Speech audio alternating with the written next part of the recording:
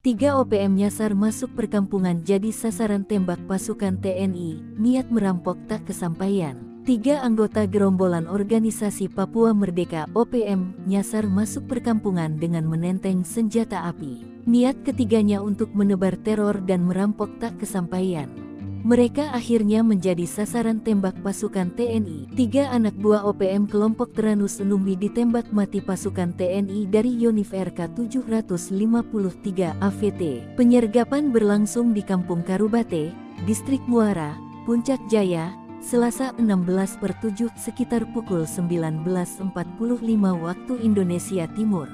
TNI menyebut penembakan bermula saat sejumlah anggota OPM menyerang Satgas Yonif RK 753 AVT.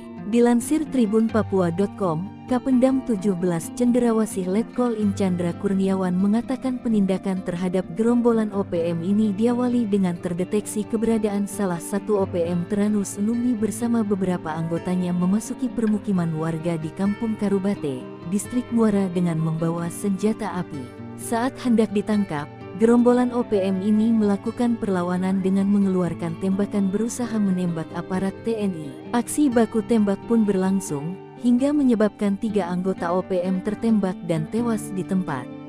Sementara pimpinan mereka yakni Teranus Numbi melarikan diri. Teranus Numbi sendiri telah masuk dalam DPO kepolisian terkait tindak pidana penyerangan aparat keamanan pada tahun 2018 lalu.